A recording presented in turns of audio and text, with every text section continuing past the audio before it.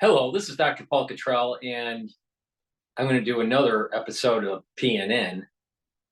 Right now is a live feed from Al Jazeera. I'm going to have to roll it back because it's a live feed, but this is about the hospitals. And I'll tell you, the Al Jazeera is not playing the proper story here. They're not saying anything about how Hamas used the hospitals to hide the tunnels. They're not saying anything about how Hamas has hijacked the Palestinian people, and they just want to demonize Israel. Watch. I'm going to have to roll it back. But multiple ones, as well as aid convoys, as 125,000 years. The study by a US-based climate think tank says that the average global temperature height that was greater in developing countries and Europe. Thousands of migrants have reached the Canary Islands by sea from West Africa. Naval ship for checking the heading harbor. And Come on, you can find it. managed to say, like, through the sun. Million people work in Bangladesh's garment sector with dollars. There you go. And the desperate attempts being made to save people who are victims of Israeli airstrikes. Al Jazeera followed one young boy pulled from the rubble of his family home in Jabalia. A paramedic tried to save his life on the way to hospital, but couldn't. We've decided to play this video without any voiceover to let these pictures speak for themselves.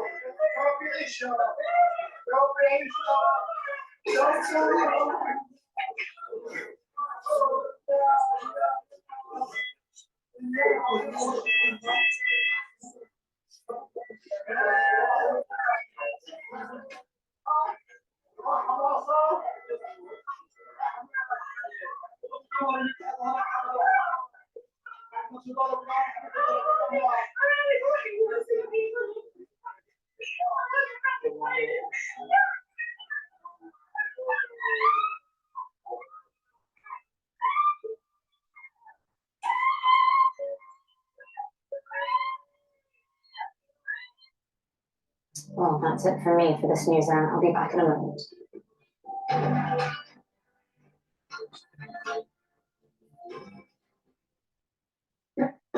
Rockets constantly moved to the southern area. Also, shot.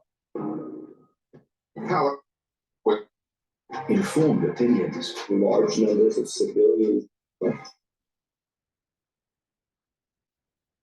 Okay, so they played. Hospital for children. Okay, so they near the end of the show, they played for the hour. They played the child that died.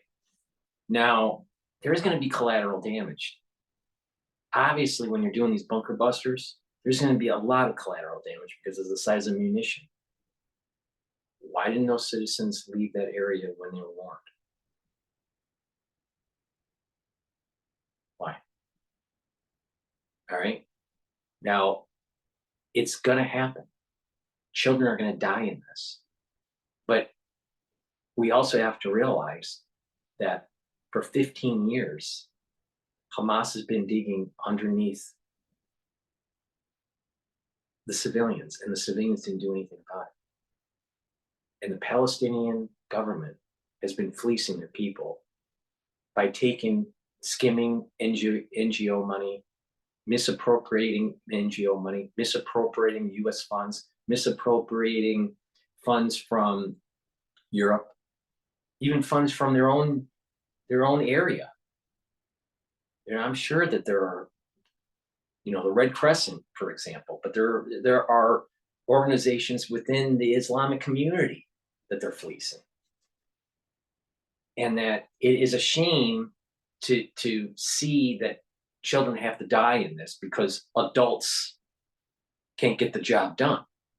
But to use the emotional fallacy, like the previous video I said, don't fall into the emotional fallacy. Patriots out there and truthers out there, they said, don't fall into the emotional fallacy of 9/11, right? And view this as and try not to view this as a Pearl Harbor. So we do this unwarranted excursion in the Middle East, right, during 9/11, which was right? They said, don't pay attention to the emotional fallacy. Well, the same thing. You to be philosophically consistent, you can't buy into the emotional fallacy of the children dying in Gaza as collateral damage to stop this conflict, right? So if you're a truther, and if it's okay to not to pay attention to the emotional fallacy, then it's the same thing. It's don't pay attention to the emotional fallacy. All right. That picture looked real. All right. It looked like the child died. And actually, more people need to start seeing that. Unfortunately, healthcare workers, especially in the ER setting, see a lot of, see death, right? At different stages, either through, car accidents or, some sort of disease, advanced disease state or whatever, right? Heart attacks, right? More people need to see the rawness of what happens at that moment of death, right? And it can, as a healthcare person that that sees this kind of stuff, it can be jarring and it can move them away from being a healthcare provider. So there's a lot of dimensions to this that what we just saw, and the average person that doesn't know anything about medicine at all, or they need to see that. Now, combat vets, they have a unique perspective of this kind of thing, of death and destruction, right? And there's a lot of wisdom with combat vets. Now, we have to keep in mind that there's, quote, an information war out there, an info war, right? And that there is a narrative that's being tried to be painted. They want Israel is advancing through Gaza. They are winning. All right. And their casualties are relatively low for the IDF, which is pretty amazing. And I personally think that there's a divine spirit helping the IDF to root out Hamas. The Palestinians need to wake up and start saying, we don't want Hamas. We don't want these rockets right next to our homes. We don't want these tunnels right next to our hospitals. Now, we're going to play this next segment. You got to remember, they ended the hour with the death of the child with no voiceovers, right? It really happened. It's a tragedy. There are a lot of tragedies that have taken place. And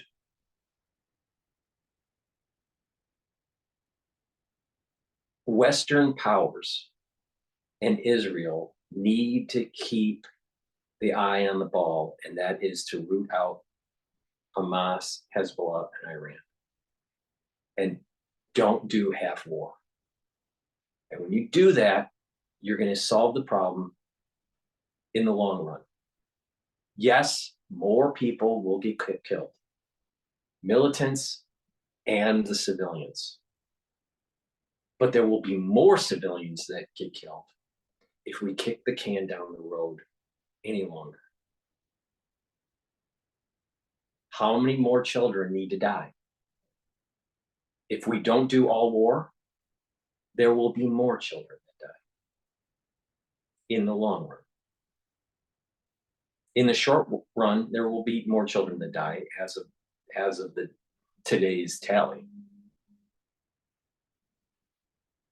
But the thing is that the Palestinian people let the fleecing of their country happen with their officials, and they let their society be hijacked by Hamas. Those are facts. Al Jazeera won't say. Now, let's play their segment on the hospitals. Now, keep in mind, they put hospitals next to rocket launch sites. They put hospitals next to tunnels. They literally dug tunnels, built infrastructure for the tunnel, and then put a hospital on top of it in 2010, paid for by NGOs. So when they say this segment, keep that in mind, that Israel, to destroy the enemy, has to destroy the hospitals, because the enemy embedded themselves within the hospital and under the hospital. From Doha, coming up in the next 60 minutes. Gaza's only hospital for children suspends operations after it comes under repeated Israeli attacks. Catastrophic devastation and a mounting human toll. Israeli airstrikes and artillery pound buildings and homes across Gaza. 10,812 Palestinians have now been killed. Fleeing on foot with whatever they can carry, tens of thousands of people are moving south to try to escape Israeli attacks in northern Gaza. The White House says that Israel has now agreed to a 4-hour daily humanitarian pause in the north. And Qatar's Emir is heading to Egypt as it mediates negotiations over a possible pause in fighting in exchange for the release of some Hamas captives.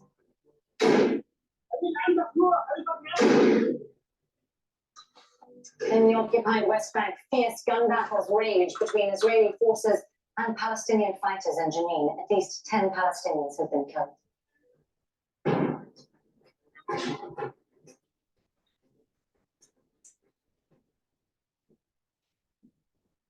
Well, it is now just on 1600 GMT. That's 6 o'clock in the evening in Gaza. And we begin with breaking news. Gaza's only hospital for children is now out of service. The Al-Nasser hospital has come under repeated Israeli attacks. More than half of the hospitals in Gaza have now shut down. The White House says that Israel has now agreed to daily 4-hour humanitarian pauses to allow civilians to flee northern Gaza. Tens of thousands of people have been... Remember what I said? Remember what I said about Al Jazeera and the way that Ishmael and Esau work in that whole region, right? The Islamic community. They'll say something, and the way they word it, the way they frame it, is not telling the whole story. All right? And hold on.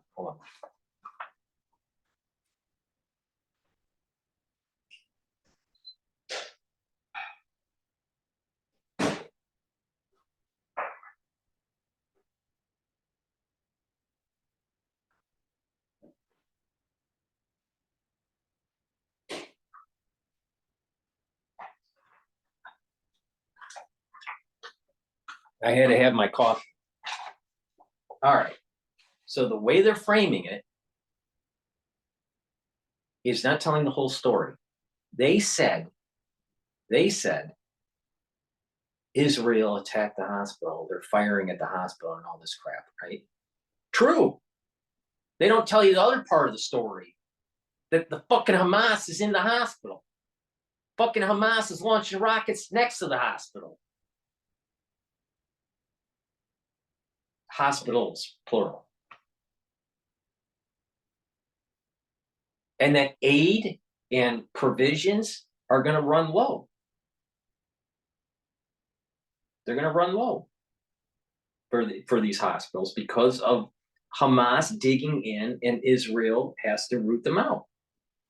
And there is only certain corridors that can be safely for safe passage.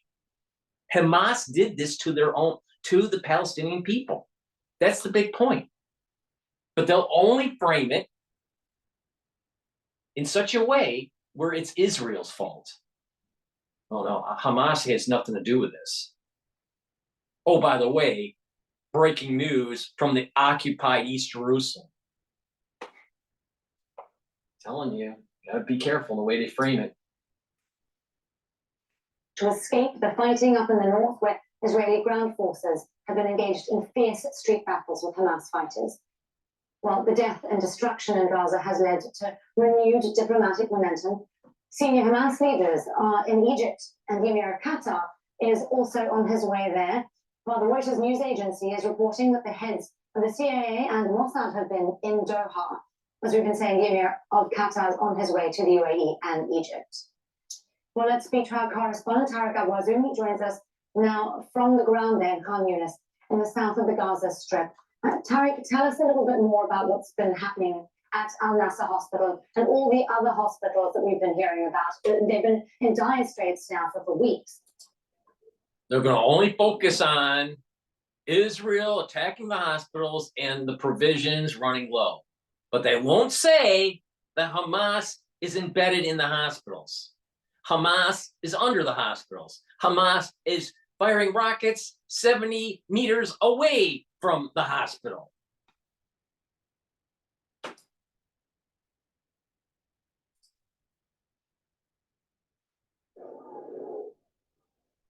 Yes, Al Nasser Hospital, considered to be the main central hospital that provides treatment for young babies and newly born babies who are really in massive need for medical care. This hospital is considered to be the largest from its kind across the territory, as the Israeli occupation forces has targeted it directly, as the entrance of this hospital has been widely bombarded. This is considered to be not the first attack that had been carried out against the Gaza hospitals. Now, this hospital is vital for providing medical treatment for different kinds of babies who are newly born, and even for babies for children from 1 up to 10 years. These medical services have been completely shut off, as the Israeli occupation forces are causing massive destruction and affect negatively on the ability of the medical teams to keep providing the treatment there. As it's important to mention that a young baby today has been passed away due to the Israeli ongoing blackout of electricity, as the hospital is no longer able to afford fuel. There was a child early in the video that died. Okay, there are children that are dying at the hospital because of lack of provisions. These are real, right? This is the rawness of war, but it's also the realization of the negative externalities of allowing for a failed policy in the Middle East to continue. Going forward, the only answer to this is to destroy full war terrorists. Hezbollah, Hamas, and Iran. The whole world will be more at peace. But we have Western powers that want to just play footsie. We have individuals in the media that want to, think that a ceasefire is going to be adequate to reach homeostasis. We have a group of citizens in this country, the ultra-liberal, that doesn't understand that that their liberal policies have brought a curse down from above. And then you have truthers that want to be isolationists and aren't philosophically consistent on anything.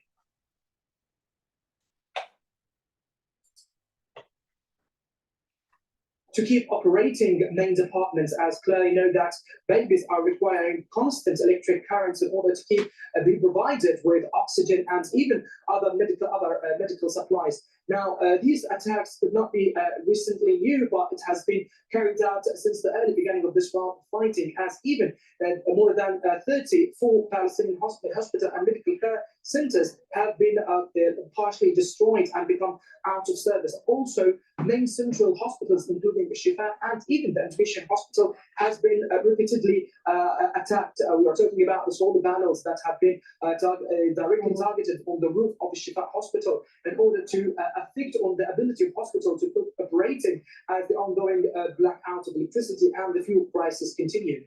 Tarek, Al-Nasser specifically was a children's hospital before it shut down, and that obviously has huge consequences for the children who are now still trapped in Gaza. What kind of pediatric facilities are remaining? Are there any?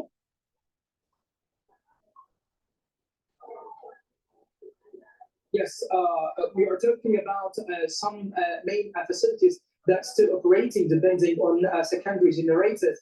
The majority of hospitals in the Gaza Strip were forced to minimize the consumption of fuel as they are depending, and they have stopped using the main generators after the blackout of electricity, and now they are depending on minor generators. Different hospitals also in the territory cut off electricity from some main departments in order to ensure that they will be able to keep providing emergency services on the reception hall down of the hospital. Also, the different hospitals in the territory are witnessing severe, relentless attacks in its facilities, which really impose another threat that these hospitals might be targeted if the Israeli occupation forces expanded the military operations on the ground. And Tarek, you've been telling us a little there about bombardments. We've also So been my hearing about understanding the ground. with this Khan Yunis, it's really provisions that are shutting down the hospital. And we had the other firefights and all that in the Qatar hospital and the Indonesian hospital. I think that's ongoing in Gaza City. Do we know where these street battles are currently taking place? Yes, the relentless bombardment and fire exchange continue for more than 30 days between Palestinian fighters and the Israeli occupation forces. Now, the Israeli occupation forces started their military ground operation from the outskirts of the Gaza Strip, and they start moving forwards and deeper into the urban areas. The Israeli occupation forces.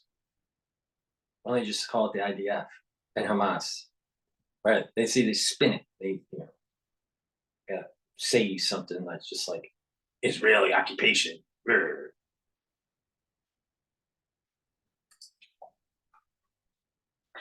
In order to destroy the military infrastructure of the Palestinian fighters, as the Israeli occupation spokesperson announced earlier, since the beginning of this war. Also, the main concentration of the Israeli attacks are on the eastern areas of Beit Hanun and in the northwest of Beit Lahia, and we are talking about the entire coastal line of the Gaza Strip, witness also massive advancements of the Israeli military artillery, who are trying right now to infiltrate more into a shelter refugee camp under heavy military bombardments. Also, in the southern areas of the Gaza Strip, there were limited attempts by the Israeli occupation forces to carry out limited ground invasion to the eastern areas of both Khan Yunis and Rafah district. Tarek was in there with that live report for us from the ground in Khan Yunis in the southern part of the Gaza Strip. Thank you, Tarek. Please stay safe. Well, let's now bring in Abdul Hamid Siam, a professor of political science and Middle East studies at Rutgers University. He joins me here again in our Doha studio. Abdul Hamid, let's start with what we're hearing about Al-Nasser Hospital. This was a children's facility. Yes. And it really sounds like there's just no provision left for children or for anyone really with any chronic diseases left in the Gaza Strip. That shows that Israel is waging an all-out war against every Palestinian, every institution, every sector. No place is safe. No Palestinian group people is safe. Be they children, women, hospitals, schools.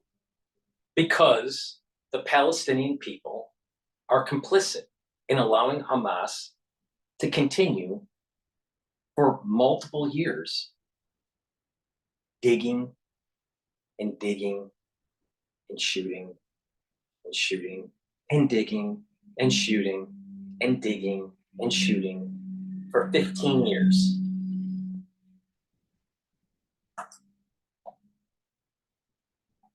It's an all-out war. It is being waged not only in Gaza, but also in the West Bank. What we have seen also in the West Bank complement the whole picture of what's going on in Gaza. It's not that if they're trying to target Hamas. No, they are targeting the whole Palestinian people, including children. No. Where is it in Al Jazeera that's saying that Hamas is dug into the population? Haven't seen it yet.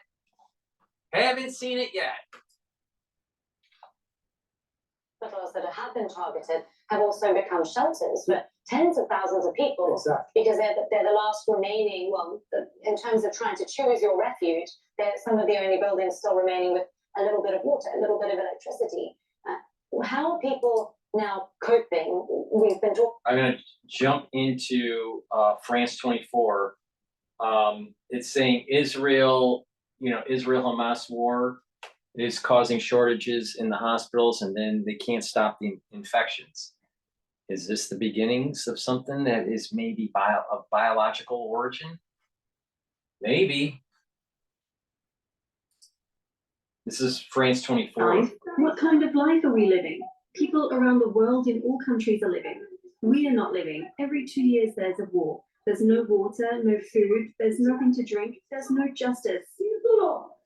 This hospital treats cancer patients, but with Gaza's healthcare system in a state of total collapse, there's no way it can provide the care they need. We are experiencing a healthcare disaster. All the medical supplies have run out. All the medicine for cancer patients has run out. I think supplying for the hospitals, under the auspice of humanitarian aid should happen. That should happen. That's for sure. But to say that the Gazans are just in the crossfire, in many ways, they're complicit.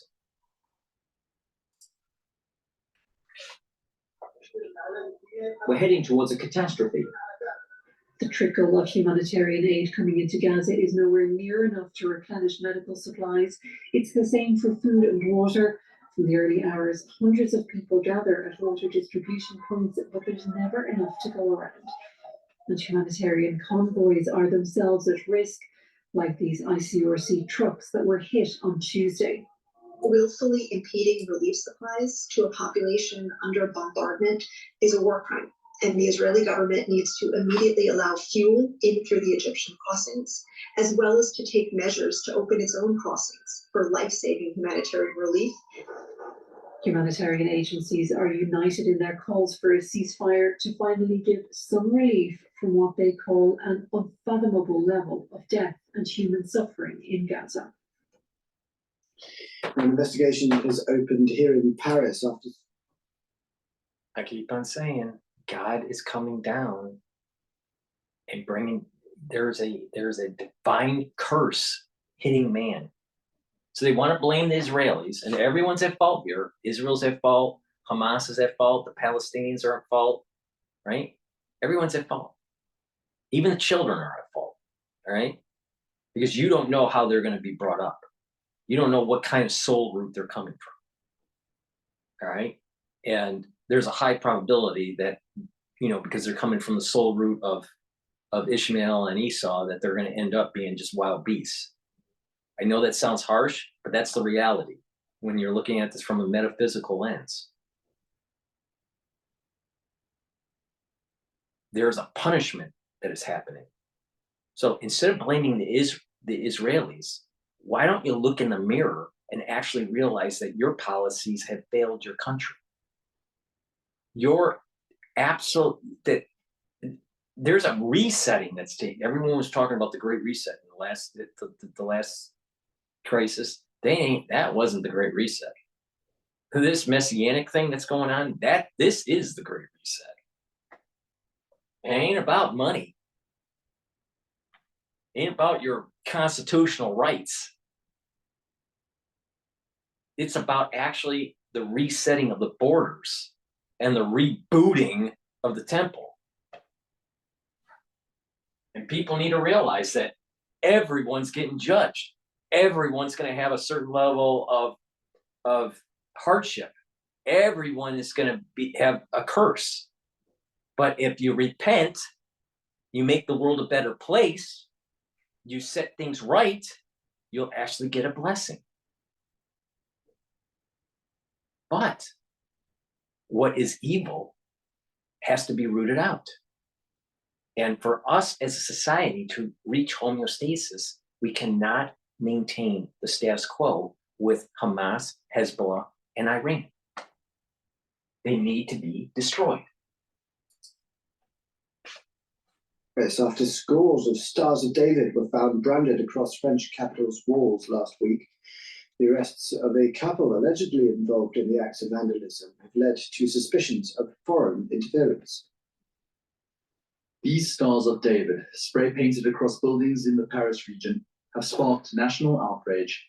And our fingers are pointing towards a pro-Russian attempt at destabilization. Last week, Blame the Russians. residents of this small alleyway in the French capital were shocked when they discovered the symbols on their walls. The perpetrators fled, but investigators managed to pinpoint the suspects. From CCTV footage, they identified a Moldovan couple accompanied by a third person photographing their actions.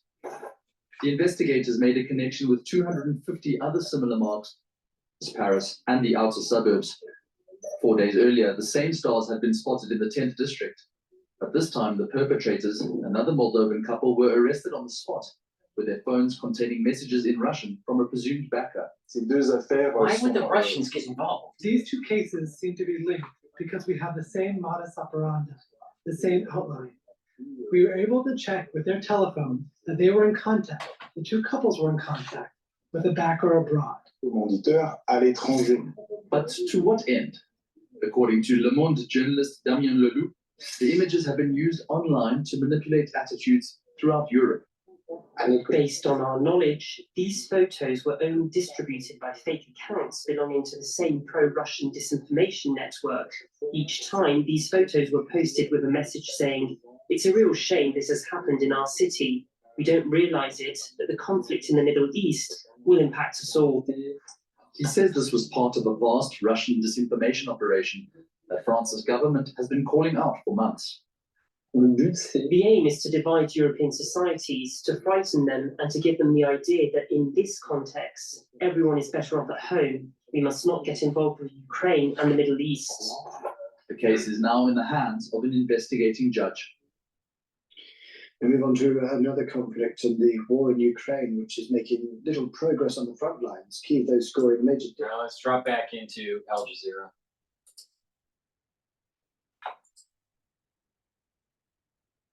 How nowhere is safe. Where is there for anyone to go beyond hospitals if hospitals are now being forced to close as well? No, I don't think there is any safe place in Gaza now. Even the south, which they're telling people to go to from the north to the south, look at what happened. They have a ground attack in Rafah and in Khan Yunis that's supposedly to be safe areas, and supposedly the humanitarian poses. Any mention of Hamas there yet? Oh no. On Al Jazeera? Oh no, no, no. Mark my words. This policy is going after Jews and Christians.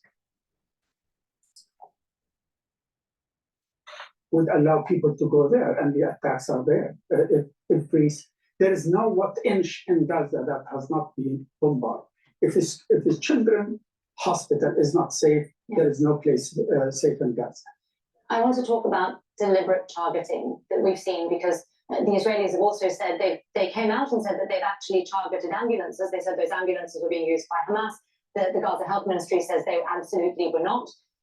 We have seen multiple medical facilities, not only children's hospitals, but multiple ones, as well as aid convoys, as well as ambulances with the injured being moved around, targeted. What do you make of all of that? Because obviously the international community is watching. Yeah, they want to make life in Gaza almost impossible. That means if even the war stops tomorrow or after tomorrow, that people cannot go ahead with their life as normal. There's nothing left in Gaza that people. It's not the Jews doing this. It is a divine presence that's really pissed off. don't be surprised that there's mass It's casualties. They destroyed everything. They destroyed the infrastructure, the small facilities, the hospitals, the schools, the roads, the buildings. Yeah. So people, even if the war stops tomorrow, how are people going to survive? So it is, again, in my opinion, it's a war against the Palestinian people. They want the Palestinian people to raise the white flag. That will not happen. They didn't learn from history.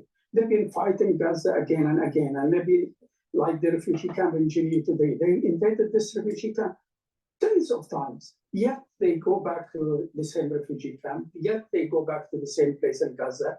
Now they are having probably a new plan to make life impossible because there's so much pressure now mounting around the world to impose kind of ceasefire or humanitarian poses. So they want to do as much as damage before that happens. You used the phrase the humanitarian pause. Obviously, that's been widely discussed. Is there any humanity left? I mean, we're talking about a humanitarian pause, and yet we're seeing children's hospitals being bombed. That shows that, I mean, the global conscious is absent. The humanitarian attack on these the children hospital to be a target and to see that life is going on in the White House and in the UN and in Europe, life is going as usual. This is unbelievable. It's unprecedented. I have never seen things like that. I witnessed so many wars working for the UN for so many years, from the war between Iraq and Iran to the war in Iraq twice. I haven't seen that people are, I mean, these countries. This is because it's a different conflict. He's just proving my point. There is a divine curse coming down on mankind. And if you're not on the right side, you're going to get fucked. And they're not on the right side. You know why they're not on the right side? Because they allowed terrorists, a bunch of animals, to take control of their country. There's a cancer that's spread. Now you got to dig it out. And there's going to be a lot of carnage. There's going to be a lot of blood. There's going to be a lot of tissue damage. That's the collateral damage to get this fixed. Because there was 15 years of building facilities and infrastructure for Hamas. Do you think if the United States had someone digging in for 15 years along the border on the Mexican side, and they started launching rockets and hitting towns and going over the border and killing people in Texas, that the United States would not do all-out fucking war on Mexico? Of course we would. Are going with business as nothing happening. This is unbelievable. So now the pressure should be mounted to impose a ceasefire in Gaza. Half war is going to cause more death. The Security Council had failed even so far to pass a resolution calling just for humanitarian ceasefire and allowing the humanitarian aid to come in. This is unbelievable. I cannot comprehend what's going on now in the Security Council and in the international community. Especially as we watch that death toll continue to rise. It's now more than 4,000 children. Yes. Abdulhamid Siam, thank you so much for sharing your thoughts with me here again on Al Jazeera. Thank you. Well, in some breaking news, literally just in, we've been hearing from the Palestinian Al-Quds brigades, their military spokesperson. They say that they are now prepared to release 2 hostages for humanitarian and medical reasons. Just to explain that again, the Palestinian Al-Quds brigades, their military spokesperson, has said they are now prepared to release 2 hostages for humanitarian and medical reasons. We're told that's only if conditions on the ground are met. We'll be finding out all the details for you here on Al Jazeera and bringing them to you as we... Only if the conditions are favorable for the terrorists to hide. Breaking news on Al Jazeera. Well, from north to south, Israeli airstrikes and artillery, as you've been hearing, have been pounding refugee camps, hospitals, as I mentioned, mosques, churches. The human toll is rising fast. At least 10,812 Palestinians are now known to have been killed. Michael Apple reports on the constant Israeli assault on Gaza and the desperate humanitarian conditions in the north. Smoke rises following an explosion behind Gaza's largest hospital. Temporary shelters outside its entrance are packed, among them the injured and the dead. In northern Gaza, a prayer for those killed. For nearly a month, there's been no electricity to power fridges at the morgue. Many dead bodies are decomposed, others charred beyond recognition. We, the Ministry of Health, together with the Justice Ministries, have prepared this mass parade. No one is untouched by Israel's bombing campaign. We're all families. Some of my family members are killed, some injured and some missing. We're now looking for one another. In Jabalia, at least 9 people were killed. Many more are missing, most likely buried under rubble. Israeli forces have entered Gaza City and are battling Palestinian fighters street by street and house by house. In the south, in Khan Yunis, overnight bombing leveled buildings, leaving a desperate search for survivors.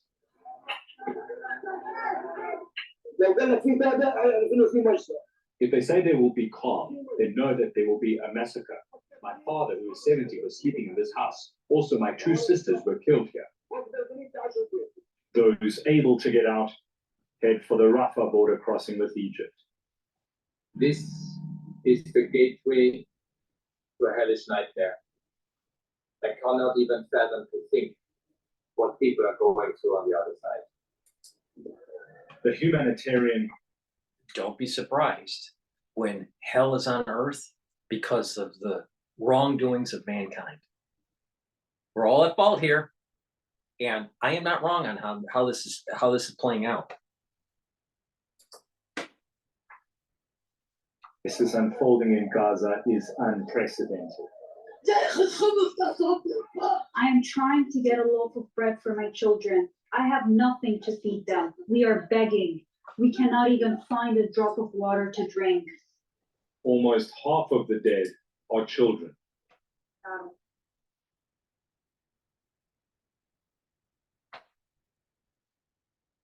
Should have made sure in the last 15 years that you didn't let Hamas dig in.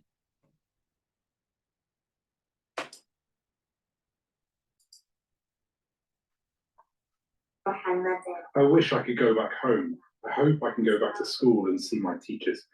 I wish I could go back and play with my friends. I hate war because it took the lives of all my friends. When night returns, so do Israel's bombs, and nowhere is safe. Michael Apple, Al Jazeera. Well, the White House is saying that Israel will implement 4-hour pauses in its military assaults each day in northern Gaza. Let's bring in our White House correspondent, Kimberly Halkett, in Washington, D.C. Kimberly, daily pauses? What else did we hear from John Kirby? Yeah, the national security spokesperson, John Kirby, has been talking to reporters. And as I have been reporting in the last couple of hours, that phone call that took place between Joe Biden and Benjamin Netanyahu on Monday, Joe Biden in that call did suggest to Benjamin Netanyahu that there be a 3-day pause. That was rejected by the Israeli prime minister. He believed that that amounted to something of a ceasefire. And as a result, what we have now are what the U.S. and Israel call humanitarian pauses. And according to John Kirby, the parameters have now been worked out. And what these look like are 4-hour pauses in military operations that will take place daily. In the Bible, it talks about how God told the Israelis, go and fight this kingdom. I want you to take over the land. And many times the Jews followed what God wanted. And there were times when they didn't, and the Jews were punished. How is that any different than what is going on now? And I'll give you something that is even scarier. You ready? Sit down. It's going to scare the hell out of you. All right? People need to start realizing what was written in the Torah is not just the past, but it's actually the future. You are actually seeing a biblical event happening that was already written. Now get your mind around that. Now, should Israel stop? Knowing that there's going to be divine retribution on them? God doesn't want the Palestinians there. And then people will go, how could you say that? Well, first of all, it's written in the Torah for the last 3,000 years. But these events that are taking place are wrapped up and have already been decided. We think we have free will, right? But it's already been decided. And these events historically in the Bible are not just events of the time, but of future events because of this rhyme of the fib sequence. You're actually seeing the Bible play out right now. Now, I know a lot of people will not understand what I'm saying because they have this linear idea of time, but time is circular. But it's not a complete circle. It's that fib sequence. Understand is that they will have 3-hour advance notices and that there will be 2 corridors allowing for civilians to come out of Gaza. Now, in terms of those corridors, we know that at least one of those corridors will be open for at least 4 hours per day in northern Gaza. And then there is a second corridor that will be along a coastal road that will allow people to flee to the south. Now, in terms of humanitarian aid crossing from Egypt into Gaza through that Rafah crossing, the United States and Israel saying that they have worked out a goal that 150 trucks. This is actually will pretty be the smart. goal. This is very smart what the Israelis are doing. All right. If they did a 3-day ceasefire, all right, the citizens of northern Gaza would get complacent and not move. Now, if you have daily pauses of 4 hours and there's these windows for them to be able to evacuate, it's going to be very self-evident if Hamas is holding the Gazans back and preventing them from leaving. And it's going to be all over the news. Here's another data point, right? Dr. DrPaulCottrell's not wrong on this. Here's another data point showing how the snake is going to eat its tail. How Hamas, through its actions, are going to be shown in the whole world on what they're doing to the people. All right? So it's going to force these windows of opportunity to get out, to evacuate, and to get aid, right? There, you'll be able to see this flow of people going to the south now. All right, you got to remember, the IDF is controlling all of North Gaza, and they bifurcated the Gaza Strip, so they're controlling. They can control this. All right, this is, you kind of see it sometimes during planned events in New York or during rallies or protests. The police will put these barriers in down certain avenues and during certain streets, and it's more of a way to control the protest. All right, where you don't need as many police to control the pen of all these people within these borders. There's these barriers, metal barriers they put up around the street, especially during like New Year's. You can see how they can control the flow of people. All right. Israel's doing something similar. There's these 4-hour windows or 3-hour windows for supplies and for people to get out. Oh, You lost your moment in time.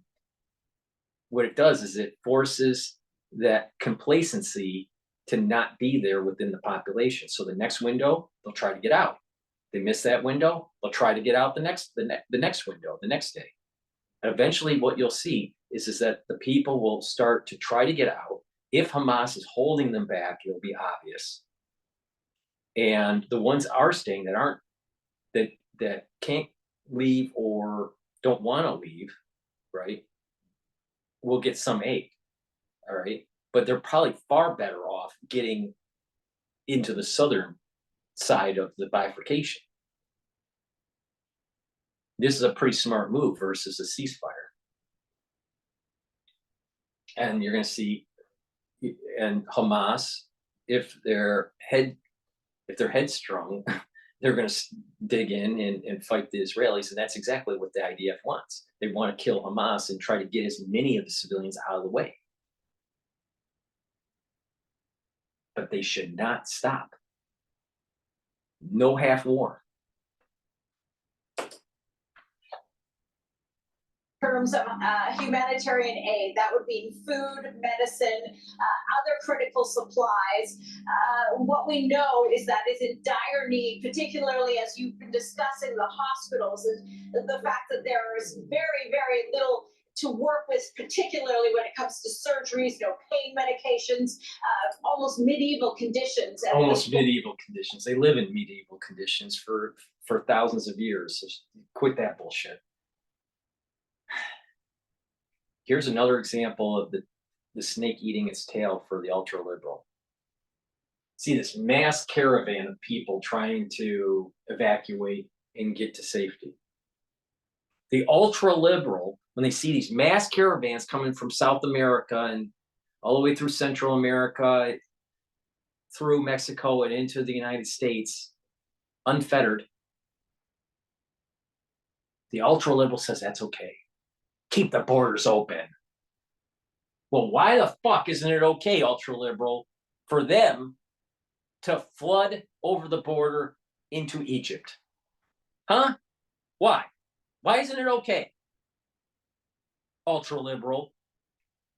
Another example of how the ultra-liberal isn't consistent and it's going to eat its tail because it's stupid.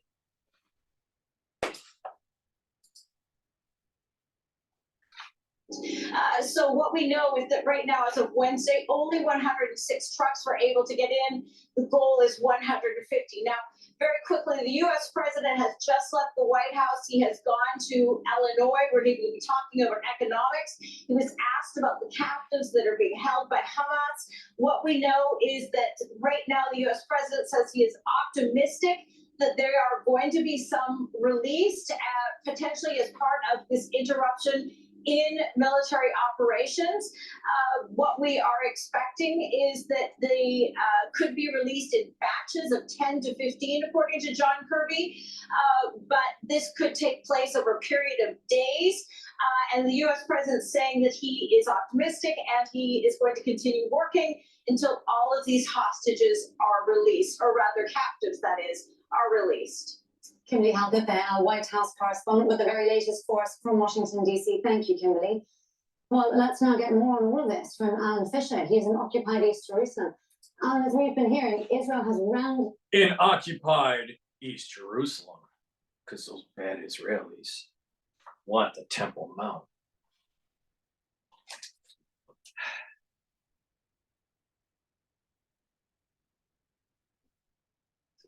I'll tell you, it's truly amazing.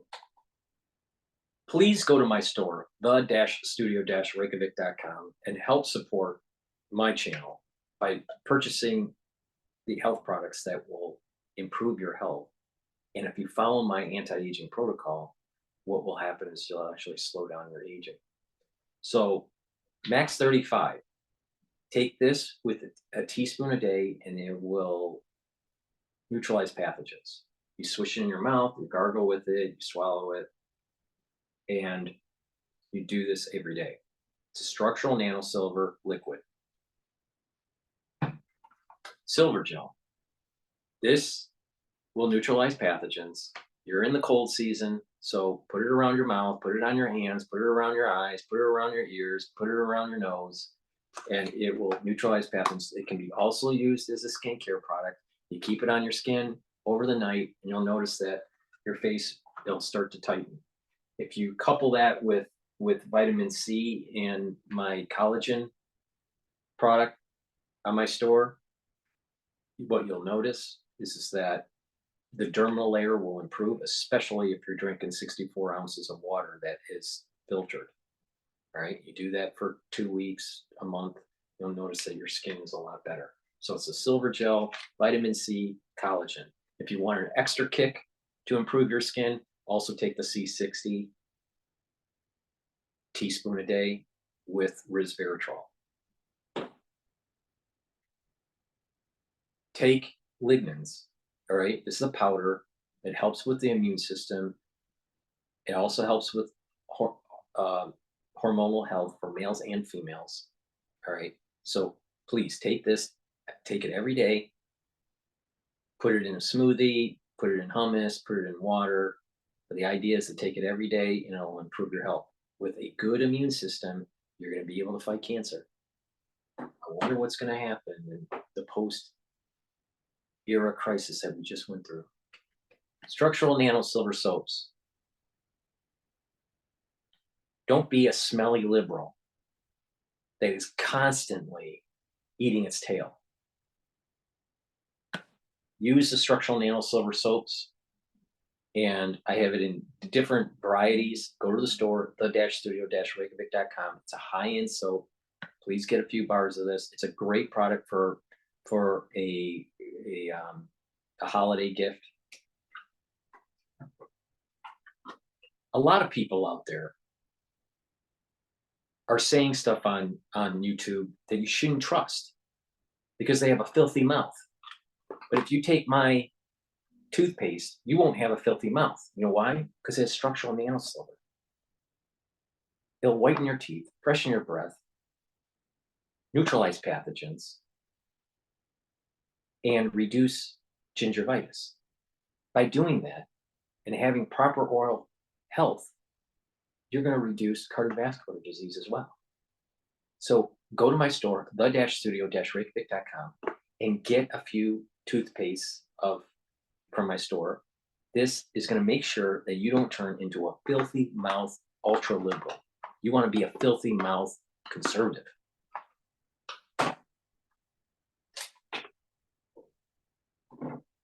I also have another type of silver gel. This actually is a higher ppm. I think it's 35 ppms. Maybe 30. I think it's 35 ppms. And this is in a dispenser, so it's easy to carry instead of a tube. You use it the exact same way as the silver gel. So please go to my store and get this extra strength silver gel. To improve your cardiovascular disease, because every time you click on YouTube, it gives you high blood pressure, you need to take omega-3. By taking omega-3, you're going to improve your lipid profile. By improving your lipid profile, what's going to happen is that you're going to reduce cardiovascular disease. I also told you a protocol on how to actually reduce plaque if you pay attention to my videos. So please take omega-3 every day to improve your cardiovascular health. Now back to the news. It rejected a ceasefire, but it now says there'll be pauses. How are they talking about this? Well, the Israeli Prime Minister's office, within minutes of the White House statement, had said there will be no ceasefire, not until the captives are released. They've made their position very clear. Benjamin Netanyahu has repeated this again and again. Now, you can point to the fact that over the last few days, there have been the ability for people in northern Gaza to move south. There has been certainly less fighting in those areas to allow them to make that move. And it's estimated that on Thursday, 50,000 people made the journey from northern Gaza into southern Gaza. But the idea that this is now going to be a 3 or 4 hour pause in the fighting certainly seems to have been rebuffed by the Israeli Prime Minister's office. Their position has always been clear. Now, it's a week ago that John Kirby said there should be humanitarian pauses, they should be localised and they should be specific. And it appears that by opening up those roads, that may be what the Israelis have been doing. But certainly the word ceasefire has never been used, and humanitarian pause has never been used by the Israelis. And it's clear from this statement from the Israeli Prime Minister's office that perhaps the United States, John Kirby in particular, and the Israelis are not on the same page on this. Some very interesting dynamics. Alan Fisher there with the latest for us from Occupied East Jerusalem. Thank you, Alan. Occupied East Jerusalem, because the Muslims must have the Temple Mount.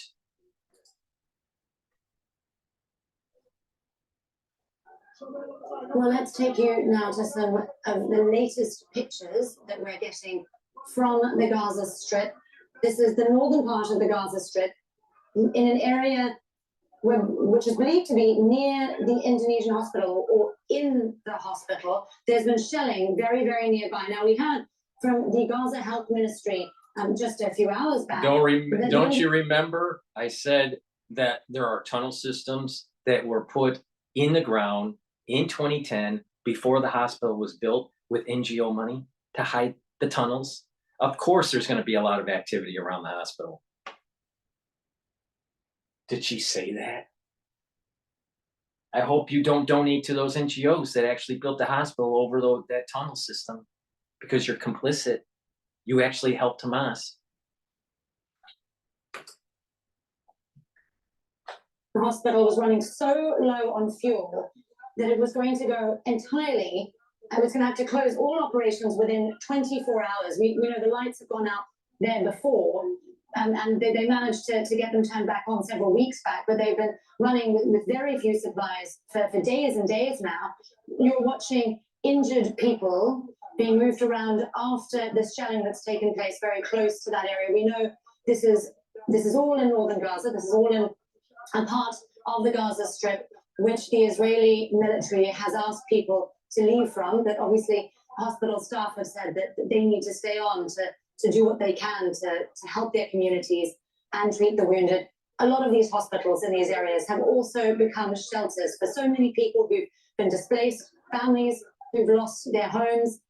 These have become some of the only places that people have felt were vaguely safe at all. So tens of thousands of people have been sheltering in these areas. They're running very low on everything. And just to remind you what I was saying before, the Gaza Health Ministry says this hospital will have to shut down entirely within 24 hours if it receives no more fuel. And now, just hours later, we are getting reports of shelling very close to that medical facility. That off the back of multiple hospitals being forced to shut down and multiple hospitals being damaged in airstrikes.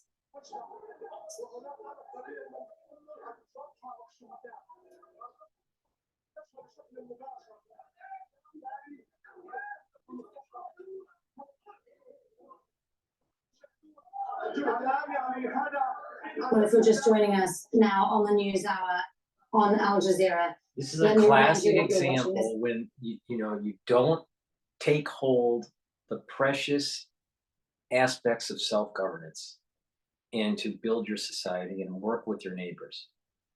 Instead, what has happened is it's been a never-ending war with the Israelis. You can't even do self-governance properly in Gaza. You let the fleecing of your people through your political establishment, and you let terrorists get dug into your society. This is the end result. This is the end result. There's a lot of carnage and damage and destruction and sadness, but that's war. And if you keep on kicking the can down the road, we're going to see this tenfold. 10 years down the road, 20 years down the road. I'm telling you, God is punishing everybody. Everybody. And I would not be surprised that unconventional warfare in biologics are used somewhere down the road here to teach mankind a lesson.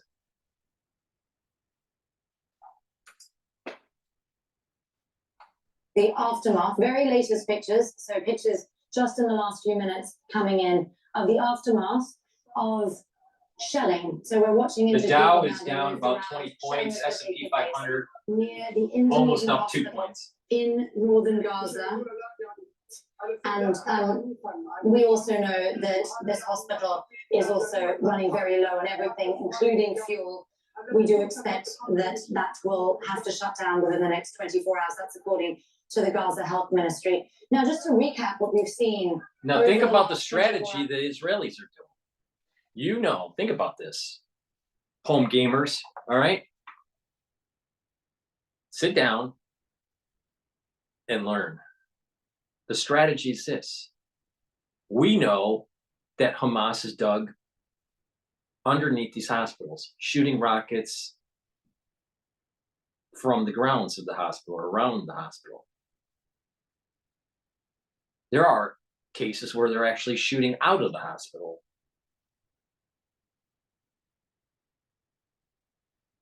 Shut down the provisions, use up all the material that the hospital has, and then now the patients have to move. And the people are no longer sheltering in the hospital because there's no provisions. Now, it's cleaning it out, so it's separating Hamas from the civilian population. The civilians didn't take the advice of the IDF to go to the south and get out of the way. All right. Now they're hiding in the hospital. Hamas is dug in. The best thing to do is give them no reason to be at the hospital. It's a smart strategy. And then kill Hamas. And then probably blow up the hospital because it was put up, this Indonesian hospital was put up on false pretenses. Just think about the metaphysics of this, home gamers. You build a hospital that's supposed to help heal on the foundation of terrorism. Literally. And then you wonder why there's carnage and destruction. Another data point out of 100 data points that shows on how the snake is eating its tail. Also, more than half of the hospitals in Gaza have already been forced to shut down. We've heard that the Al-Nasser Children's Hospital in a different part of the Gaza Strip has also now been forced to shut down because it's sustained so much damage. So let's now bring in Abdulhamid Siam, who I was just discussing. Anything on Al Jazeera about Hamas? Situation that the Gaza Strip finds itself in now. Abdulhamid, I imagine this is coming as no surprise to you based on what we were just discussing a few minutes ago. No, I think Israel will escalate in the next few days so much because they might come up to the point that they have to stop the war, or at least No, what they did was they're cornering Hamas because they surrounded Gaza City and they're gonna fucking kill them all. That's what's happening. For a few days be imposed on them. There is a mounting pressure on Israel and the United States to do that. So they want to do as much as damage to the Palestinians, the society at large, both in Gaza and the West Bank. Before that moment, Netanyahu has nothing to lose politically. Nothing. His career's over. He has nothing to lose. And he'll be actually viewed in the history of Israel as a major leader if he can get the job done and root out Hamas. So he's go all out, all war. He's got nothing to lose. These policy, I mean, like I said, don't focus on Aristotle logic and trying to, de-escalate and all this, because this thing is what has come down is a divine issue. So some dipshit from Rutgers isn't going to be able to solve the problem. we will see more massacres, this kind of what happened. More massacres, but what about Hamas? Do you think that, particularly now, what we're seeing up in the north, is this part of a kind of strategy to try to clear out the north? Obviously, we've seen people, tens of thousands. Clear of out the people north and then be. There's this idea now that there will be these pauses specifically to evacuate the north. Right. That's what Israel Right. and the US are saying to get people out. Is that the whole idea? Bomb the north and get people to leave and then have no one left? No, you're missing the point, honey, because you're on Al Jazeera. Get people to move so they can hunt and kill and destroy Hamas. Honey. You know, they just frame it. They just frame it just like from south to north, or from north to south, they've been bombed while they are walking the road. Even the ambulances, which were taking injured people on the coastal road, also moving from north to south, they've been bombed and they were killed. So there is no safe place. People don't agree, don't believe that moving from one place to the other, that makes them safer. That is across the board in Gaza. There is no safe place in Gaza. Now they're trying to impose or inflict so much damage on the Palestinian as a whole. They want them to raise the white flag, as I said, and I don't think they will do. The Palestinian will never do that. Let me ask you, because you yourself used to work for the United Nations. Yes.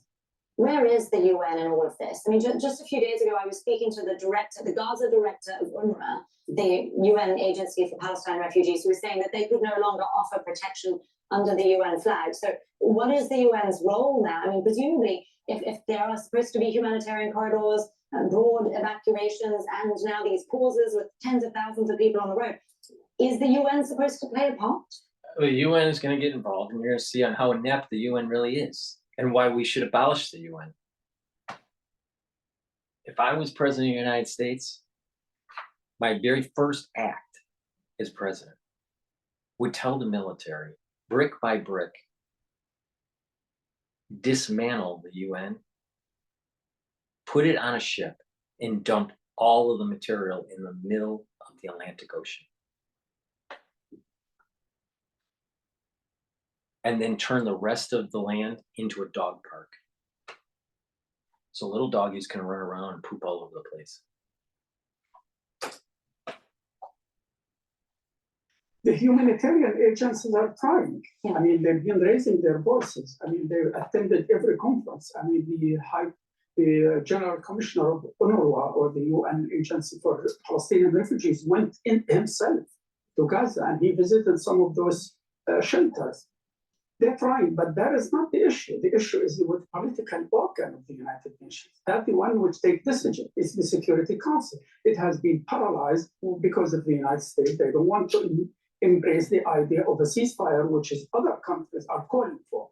And so far, they vetoed 2 draft resolutions. Why do we assume that the other countries that are calling for a ceasefire are individuals or countries that we should listen to? Even the United States. Why should we listen to them? Because it's kicking the can down the road and making the problem worse for future generations, or for us 10 years from now. No, it's time to get it over with. It's time to remodel the kitchen. It's going nowhere because of the US insisting on no ceasefire. That is the issue. And also they want in any draft resolution to impose another agenda item, which is the right of Israel to defend itself. Now people don't believe that is the right to defend itself, to kill 10,000 civilians, or to kill children, or to target hospitals, or to target schools. That is not called self-defense. It is frankly, it is war crimes. It is collective punishment. It is violation of international humanitarian law. It's collective punishment from the Israelis to be bombing Gaza to fight Hamas, and there's collateral damage, and there's displacement of the people, and the civilians are getting killed.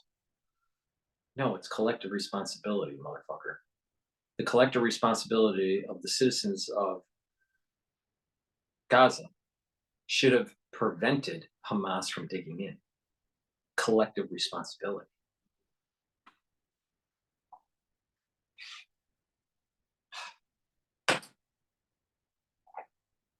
The terms that are being thrown around here: ceasefire, humanitarian pause, tactical pause. Everyone has a different take on it, but they all really mean different things. What we're hearing about right now is a pause. So a daily 4-hour pause. By my understanding, this is just in northern Gaza in order to allow or encourage people to leave. But as you were just saying, there are obviously bombardments continuing in the south. That's what's also holding up aid deliveries. So just to be clear, this is not the humanitarian pause or anything like a ceasefire that various different nations and various different agencies have been pushing for. Every agency now, every humanitarian agency, human rights groups, the Paris conference is calling for ceasefire. Call it a humanitarian or not, but that is ceasefire. That means guns has to be silent. I'm telling you, this is biblical, man. You look at these pictures, man. It's just like, even though it's, you know, human munitions, but just the pictures of it are just like, it's almost like fire and brimstone. Ceasefire. What is the UN calling? What is the Secretary General calling? What even President Macron today in his speech called for ceasefire. Ceasefire means there is no fire shot during this period. So that is what the Gaza is needed. So they allow humanitarian aid to come in big, large volume and allow foreigners to leave, and maybe some also hostages, as we can see now. The negotiations going so far to a final stage to allow some hostages to be released. We're watching these pictures, and I want to draw our viewers' attention to huge explosions we've been seeing there. They've just been in the top right of the screen. Now, these are the latest pictures from the vicinity around the Indonesian hospital, where we've learned that massive shelling has been taking place.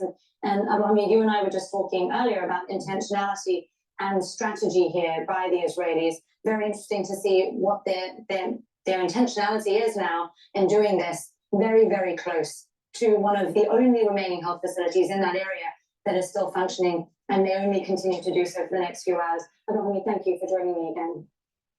Well, let's now speak to our correspondent on the ground, Tarek Abu-Azzoum. He's joining us again from Khan Yunis, that's in the south of the Gaza Strip. Tarek, can you bring us up to date about what you're hearing? Obviously, we've seen very heavy shelling in the north. We know there's been this attack on Al Nasser Children's Hospital.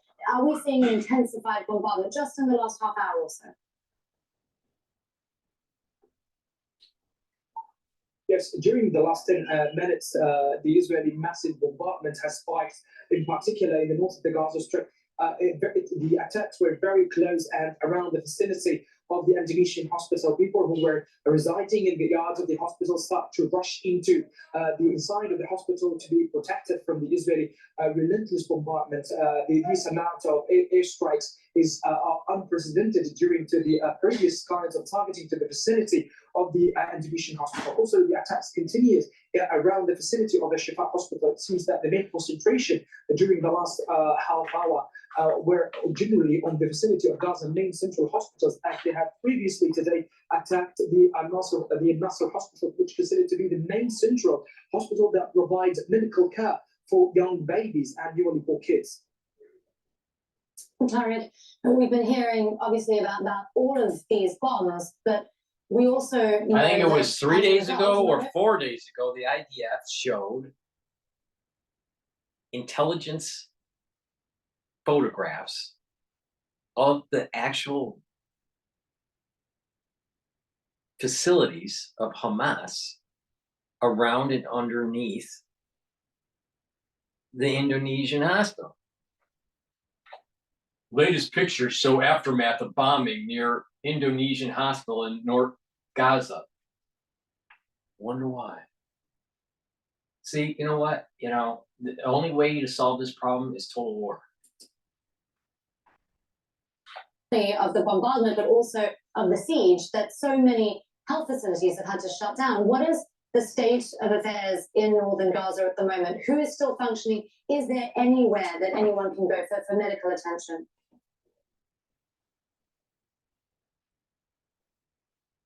Now, with the ongoing relentless bombardments by the Israeli occupation air forces, which is accompanied by the ongoing food crisis, with the shortage of food and even with the destruction of bakeries and main water sources, the situation there is unbearable. People there are really no longer be able to cope with the situation on the ground in the north of the Gaza Strip.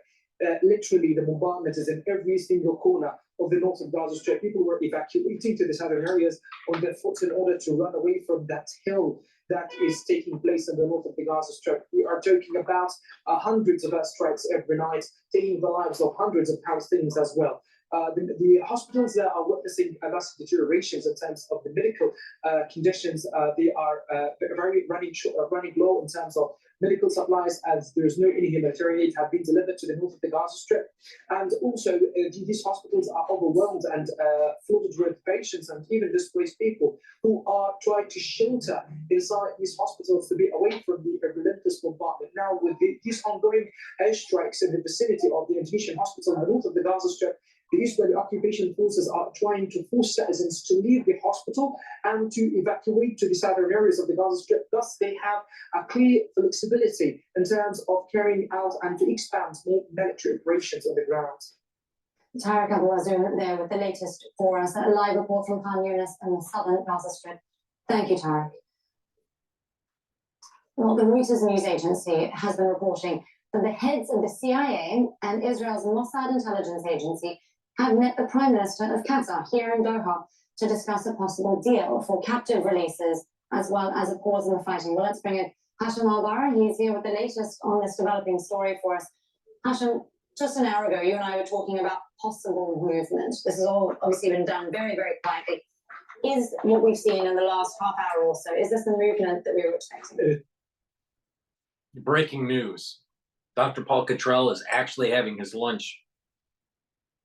This is how I eat my hummus. So I have hummus in here. I add in sometimes lemon juice or sometimes apple cider vinegar. And then I put in the powder, like I said, you know, the probiotic and the lignins. And I just eat it that way.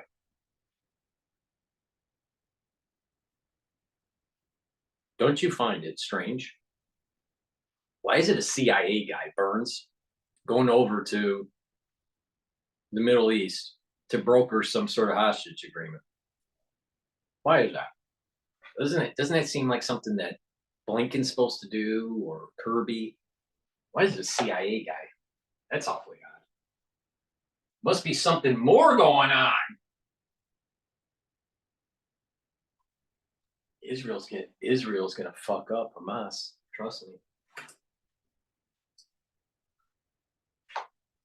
That is something that originated from talks behind closed doors that took place here in Doha. This explains why the Qataris have been very tight-lipped about the meeting that took place here in the capital, Doha, for the simple reason is that they do understand this is an extremely delicate issue with all the delicate details that are into play, and they want to give it a chance to further evolve into a settlement that could be conducive to what we saw initially. Now, but I have to say that the 4-hour suspension of fighting in fighting in Gaza falls short of the expectations in this part of the world, because people have been saying that against the backdrop of the death toll that has climbed significantly, exceeding 10,000, and the massive destruction in Gaza, we need a ceasefire,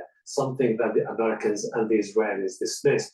However, when you look at the series of events starting from a few hours ago, we could get an indication that this could be a small step that could be conducive to something bigger. You have the Emir of Qatar in the United Arab Emirates. You have Ismail Haniyeh, the political leader of Hamas in Egypt. The Emir of Qatar later is going to fly to Egypt to meet with Abdel Fattah al-Sisi. It could be an attempt to try to broker something significant. Well, let me ask you about the tone of those discussions now in Cairo, because as you say, this 4-hour pause, this daily pause, falls far short of what a lot of people in the region were expecting. There was a lot of talk of a a several-day ceasefire or a pause there. What will the conversation be like when you're putting all of these people into a room when expectations haven't been met? This is definitely a war of semantics. The Israelis are insisting on humanitarian pauses for 4 hours.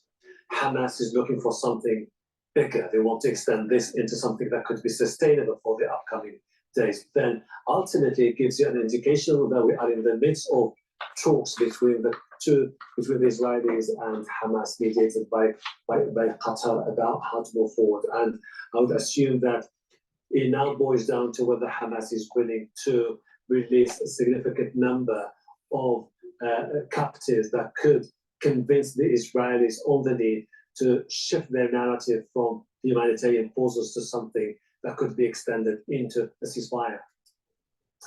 Hashim Al-Bara. The hostages and the civilian casualties should not be a calculus on how to conduct the war. The war needs to be completed. It needs to go all in, not half war, not incomplete war. All in, get the job done, knock out Hamas, knock out Hezbollah, knock out Iran. That means a regional conflict. The faster you do it, the better off all mankind's going to be. You can't trust these people. I'm telling you, you can't use this Westphalian diplomacy bullshit that has been going on for the last 50 years in that region. Thank you for all of that. And obviously, this is a very fast-moving, developing story. We'll be staying on it with you. Thank you for that, Hashim. Well, joining us now by phone is Dr. Ahmed Mukhalati. He's an Irish-Palestinian surgeon. He joins us from the Al-Shifa Hospital in Gaza. Doctor, thank you so much for your time. You work in the Gaza Strip's largest hospital, and I know supplies have been running extremely short. We've been hearing today from the Health Ministry that critical services at Al-Shifa may have to stop within 36 hours. Can you give us a sense of what things are like there on the ground at the moment? Thank you for having me. And so the situation here is, briefly, the whole system has collapsed. So we are running out of most of the consumables, most of the instruments. The fuel for the main generator of the electricity is running out. So currently the hospital is mainly on the secondary smaller generators, trying to save the fuel for more days.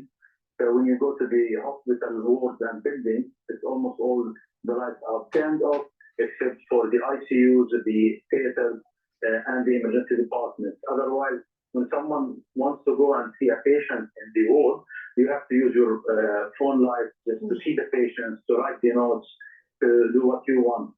We are running out of the most of the anesthesia medication. So this morning I had to change dressing on the children with no sedation. We used to do sedation for the big dressings for the burn patients, for the major trauma patients. So when you go there, they will tell you we run out of the sedation medication. You have to just manage it with some analgesia, which doesn't work at all. And then you ask the family to help you to hold the children.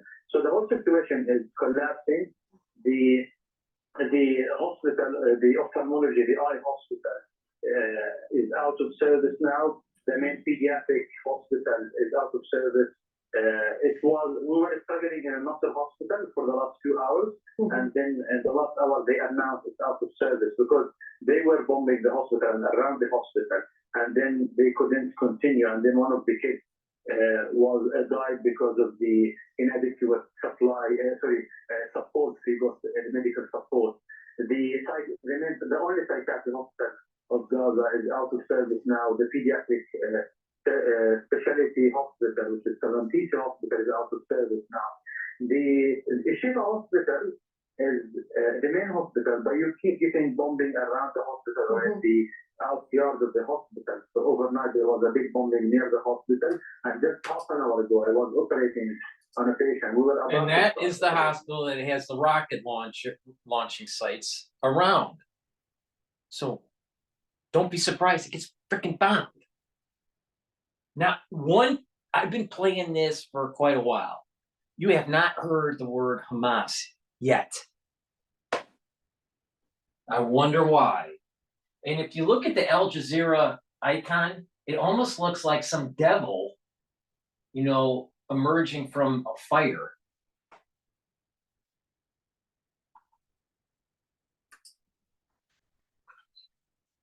I'm in the burn unit, which is in the north of the Shifa hospital, where there was a very big bombing. They just bombed one house just beside the hospital, where you feel everything is just totally, moving like an earthquake. And then the people start running out, and then we had to stop the surgery because the people said it's unsafe. So no one feels it's safe. None of the consumables are enough here in the hospital. One of the other points I'm telling you, the Israelis are killing half of the people directly, but the other half being killed with inadequate treatment.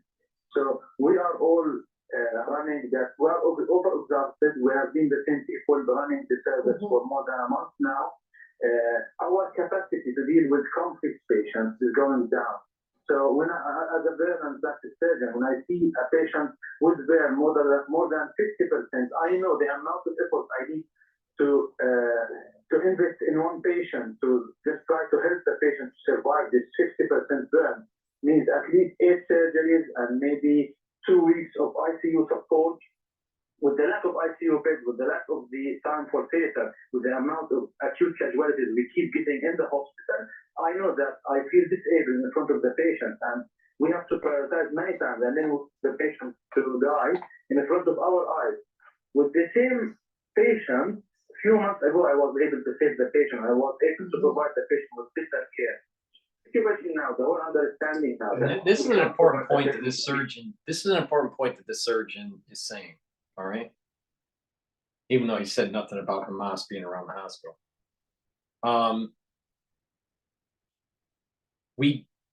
We as citizens, we as humans, right, take for granted the advancements in healthcare, especially in surgery, all right, the last 100 years in advancements. And that it doesn't take much to snap back to the 18th or the 17th century if you're running out of supplies in terms of being able to do surgeries, in terms of having the oxygen tanks and having the oxygen masks, and in terms of having the antibiotics and having the anesthetics and the anesthesia.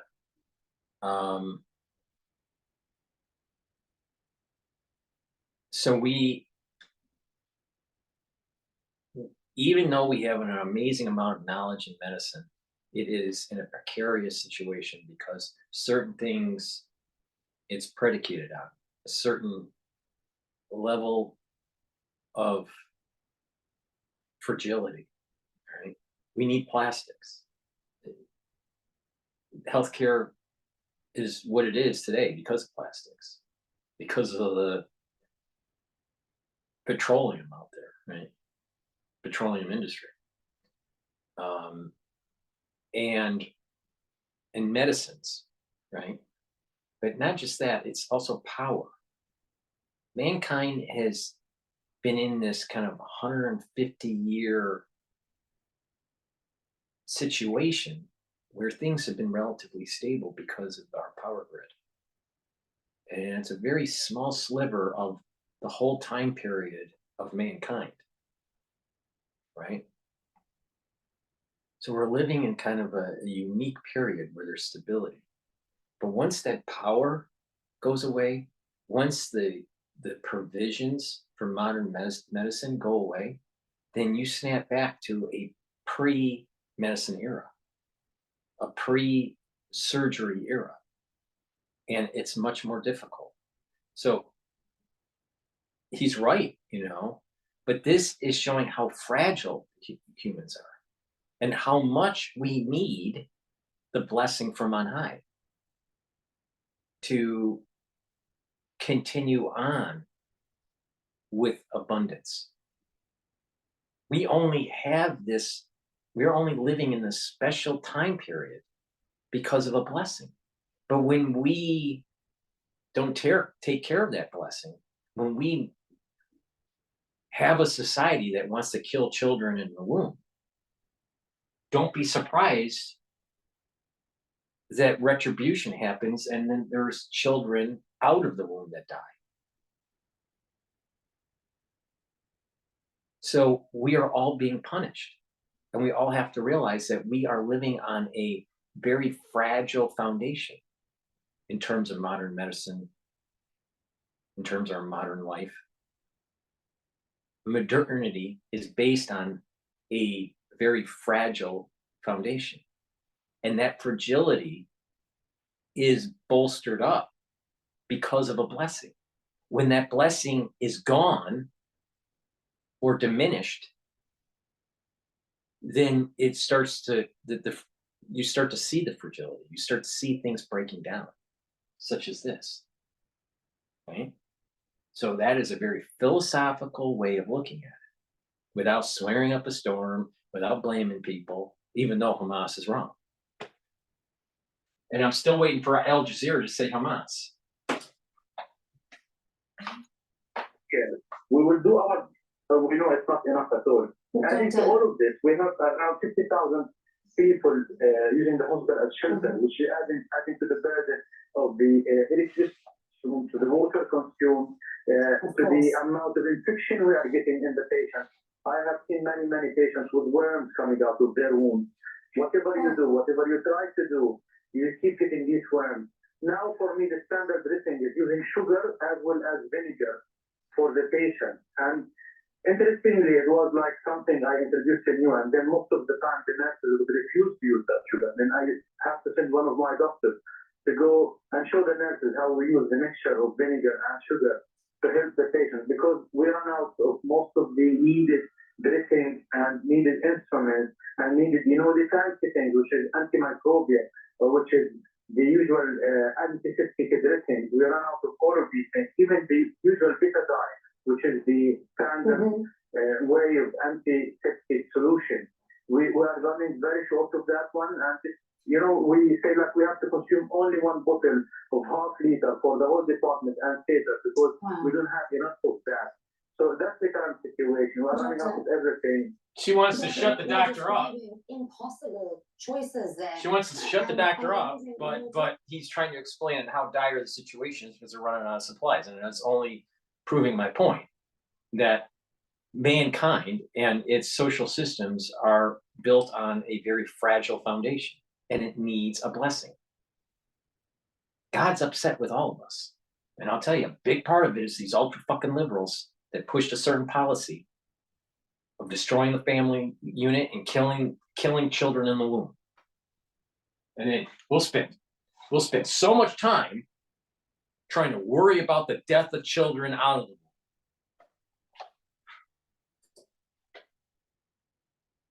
the womb. About being in theatre. So it does sound like you are still managing to carry out some operations. How long will that last? I know a lot of other hospitals have entirely been forced to shut down their surgical wards entirely. So being in a Shift hospital, which is the major hospital, I have been pushing hardly to do the cases on my own, because under my department, we have more than 400 patients needed plastic surgery procedures. And if you don't do this procedure, they go into bad infection, and then many times they go into amputation. Otherwise, they go into sepsis and they die because of the bad infection.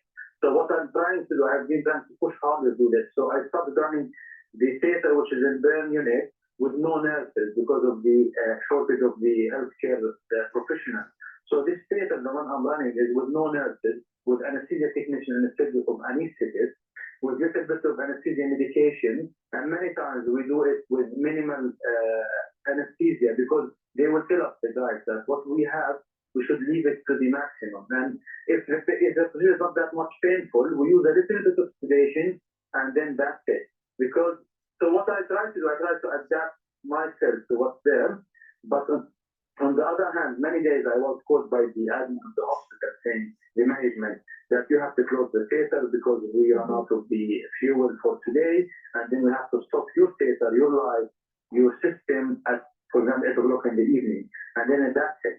The same thing happened. Shifa Hospital being the biggest hospital in Gaza with more than 18 operating theater rooms in Shifa Hospital. The ones working now are no more than 6 because they can't run the electricity for these ones because the theaters they need their.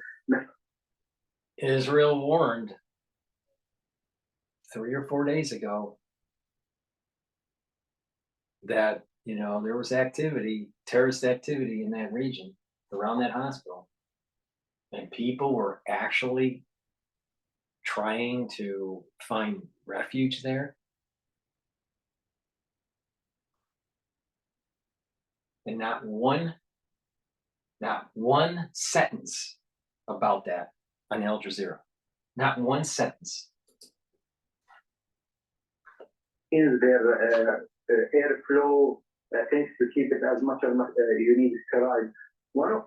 So it's collapsed already. Many times we have the orthopedic department has mentioned more than 100 patients yesterday in the emergency department who need surgeries, but we are not able to do the surgery.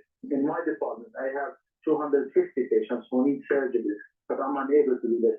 And the challenge when the family would come and ask you, what are you going to do? You have no answer. And then you say, I'm really so sorry, but I feel disabled because I can't do anything. I don't know what to tell you. And sometimes as a joke, I say, maybe your turn would come in January or something like that. Because Doctor, you're being forced right now to decide who lives and who dies. Unfortunately, we have been doing this since the beginning. So it has been like a decision taken between the medical director of the hospital, me as the head of the burn unit, as well as the chairman of ICU, that we can't. These ultra liberals don't fucking care what he has to say. They just want to accentuate the worst case. It's about you're making a decision on who's going to die or not.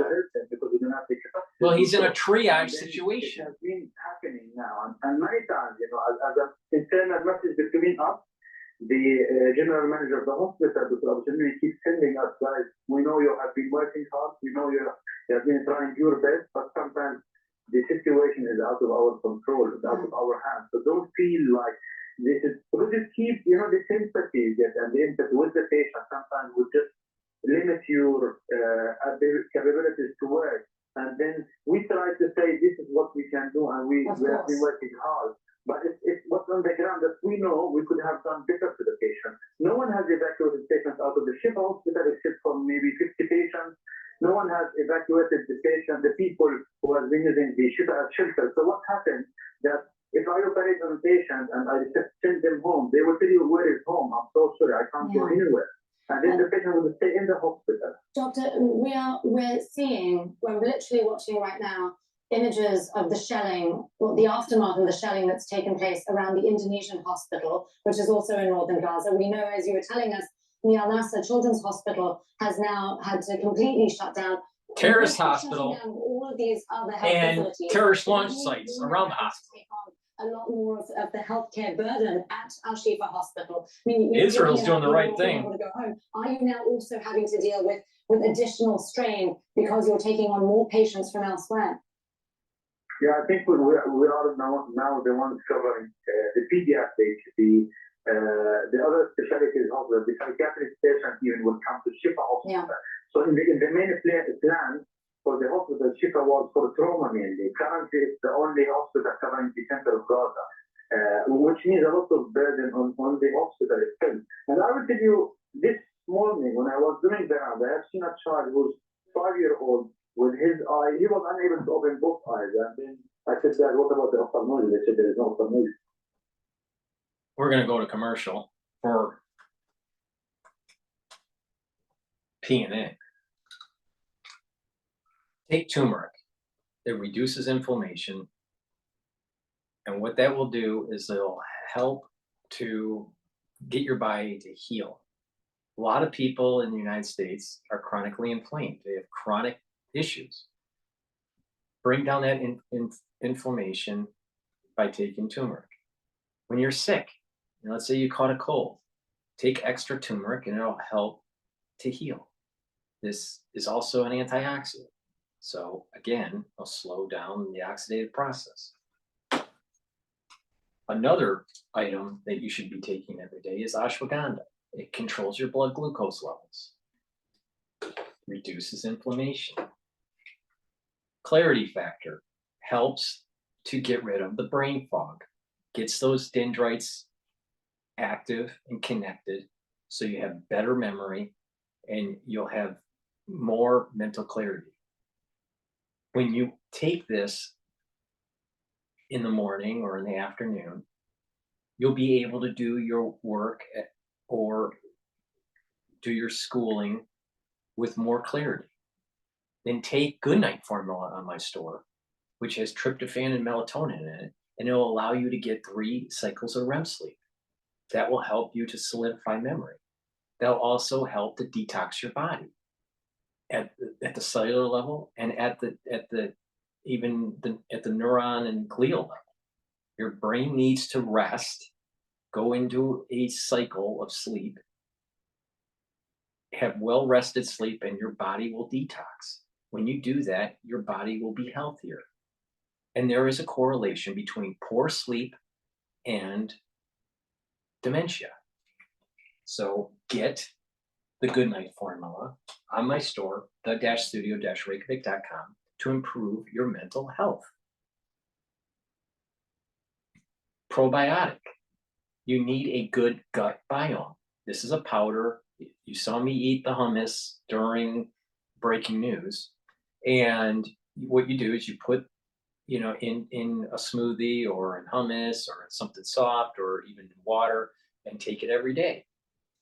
A good gut biome will allow you to absorb the nutrients that you take throughout the day. It'll allow you to have consistent stools. And in addition, it'll allow for the proper metabolism to take place, not just in your gut, but also in your liver. There's a communication that takes place between your gut and your liver and your gut and your brain. Make sure that you go to my store, the-studio-reykjavik.com, and get the probiotic. I have partnered up with Rainbow Herbals, and we have made the best deodorant that you can get. All right? It's made in citrus scent and also in peppermint lavender. It's made from Himalayan essential oils that have a certain harmonic to it. All right? And it's very high quality. It'll act as a detox. So you're detoxifying your body each day and you're using it as a deodorant. I believe in giving products on my store that have dual purpose. This is one of those dual purpose products. Use this every day as a deodorant, but it'll also help to detox. It doesn't have any aluminum in it. You're going to get healthier by taking this product. Magnesium and zinc. You need to take this every day. But during the cold season, you need to take a double dose of this to help to fight colds. So take this product, magnesium and zinc, and you will fare better. It'll help with your immune system. I have C60, which is a very strong antioxidant on my store. I have it in 2 ounce, 4 ounce, and 8 ounce. I have it in coconut and avocado. You take a teaspoon of it a day, all right? And you will neutralize those reactive oxygen species, reduce the cellular stress, and increase your mitochondrial health and improve your ATP. If you do this on a regular basis, you're going to actually age slower. It's part of the anti-aging protocol. It's one of the main pillars. There are 3 pillars to it. Neutralize pathogens with liquids and gels of structural nanosilver. Neutralize reactive oxygen species with C60. This is one of those 2 ounce bottles that's in coconut, but I have it in avocado also. And reduce inflammation by taking like the turmerics and the ashwagandhas. And then you add stuff to it like the zincs and the D3 and the Goodnight formula and the collagen and the clarity factor. But if you follow what I offer and you take it regularly, you are going to slow down your aging process. And when you do that, you're going to improve your immune system, and you're allowing for your immune system to have the energy it needs and the lower stress that it needs to be able to get healthier.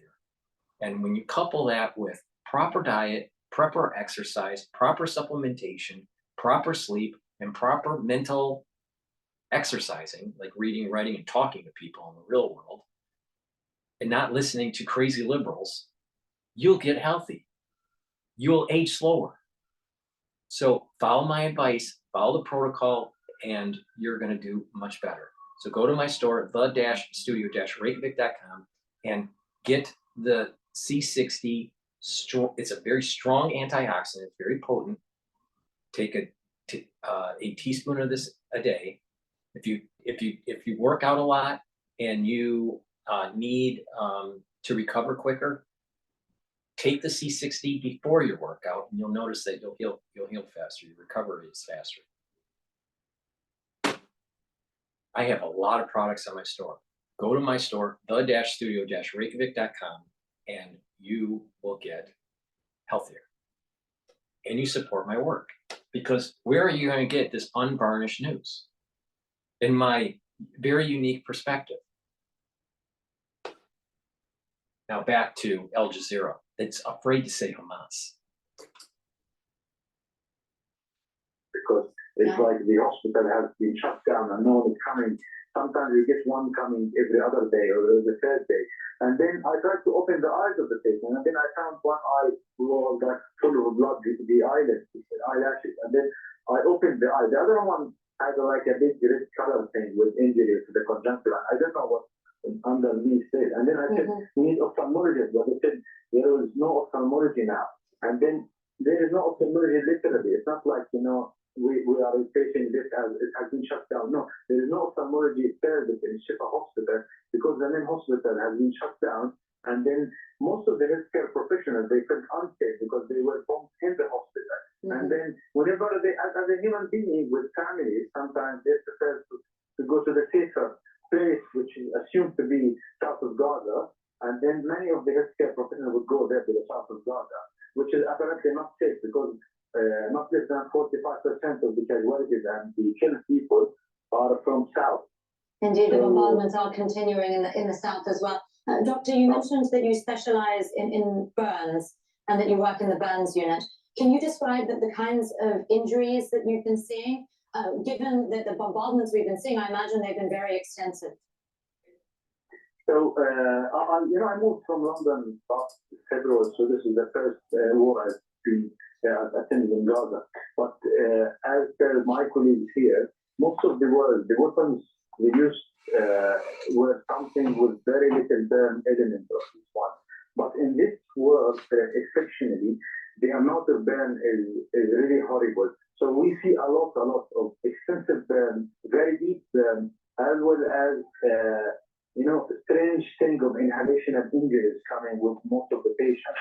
So at least every bombing which is happening, they will call us for maybe 15 to 20% of the patients who have been bombed will get burn injuries.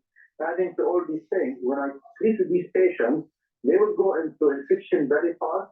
Usually they die very fast because of the infection, because of the risk of the burn.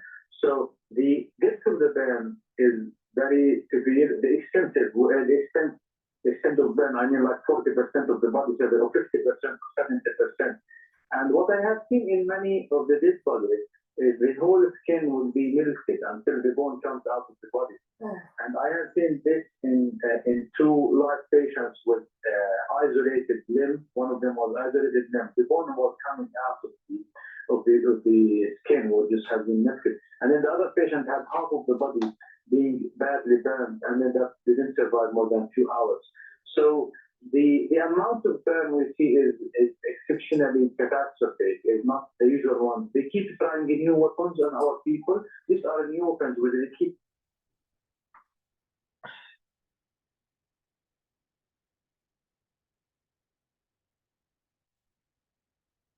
We see the carnage of the civilians right now, the death of the children, the loss of the parents. the, the massive burns and the crushed victims from the buildings, there's a lot of carnage.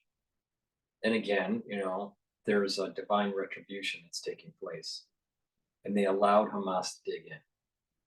But there's also the carnage and the PTSD and the effects on the medical staff. The doctors, the surgeons, the nurses, the techs, all of them.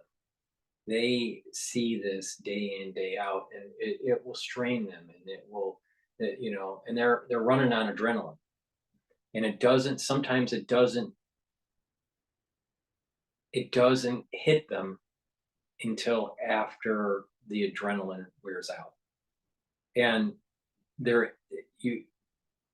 these healthcare workers are trying to, they spent a lot of time getting their training, and they're trying to help people now, and there's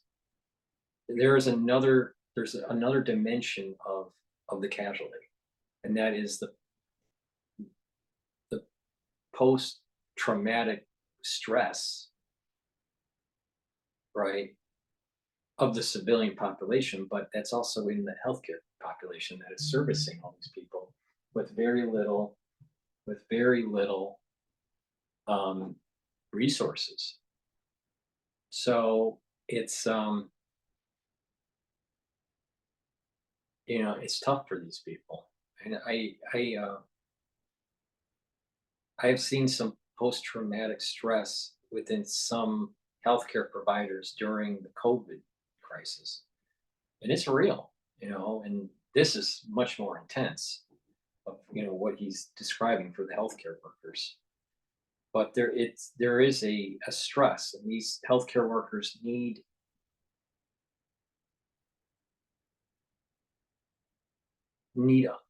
people's understanding, especially after they get through this, because they're running on adrenaline, and once they get through this, they're going to sit back, and it's going to be hard for them to process. And that's another added dimension of war. But the reality of the situation is that mankind has been doing things that we shouldn't be doing. Should we have made weapons of mass destruction, especially in biologics? No. Did mankind actually forcefully shut down the weapons labs? No. Are we continuing on development of nuclear weapons? Yes. Did mankind shut that down? No. Did mankind allow for additional fetuses to be killed in mass? Did mankind stop that? No.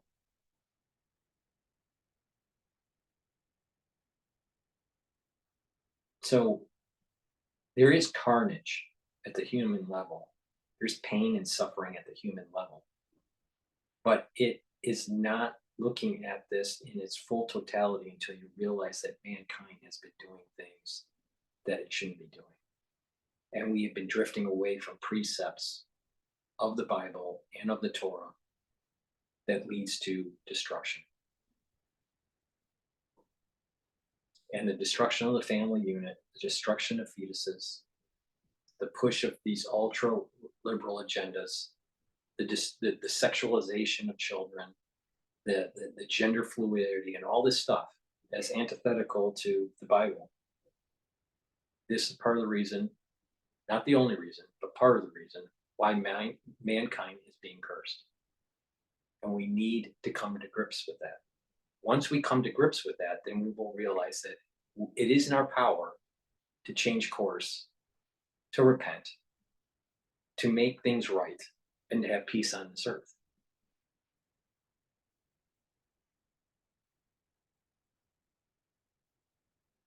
I'm going to leave it there. I've been going on this video for quite a while. Thank you for listening. Please subscribe to all my channels. I have 6 channels. I have 3 YouTube channels. And I have Brighteon, Bitchute, and Rumble. Please subscribe to all those channels. Please make sure if you could, to help support my work by donating on my website, the-studio-reykjavik.com. On the homepage at the very bottom, you can donate through Stripe or PayPal. You can also donate through Buy Me a Coffee. Be a paid subscriber on Patreon. I make sure that all my videos, even if you agree or disagree with me, I make sure that all my videos are free for everybody. Now, there is a censorship that takes place on YouTube, especially through the crisis that we just went through. But you'll be able to find those on those backup channels, Brighteon, Bitchute, Rumble, right? And some of the other mirrored channels that people have done. So please share my work. Please help support by donating. But better yet, go to my store and get the health products, because it helps support the news coverage I do. But better yet, it actually, if you follow my protocol, it'll actually make you healthier. Preventative medicine is a great way to lower your risks for more serious diseases down the road, especially in the United States when you're talking about cardiovascular disease, dementia, and Alzheimer's, and diabetes. These things can be mitigated if you take care of your body. So please, it's not a silver bullet, but it goes a long way. It lowers the risk factors. So please listen to me. Go to the store, get the health products, follow the protocols, do it regularly. Thank you for supporting my work. And please, whatever you do, do not become a blue-haired, crazy ultra-liberal. Thank you for listening and have a nice day.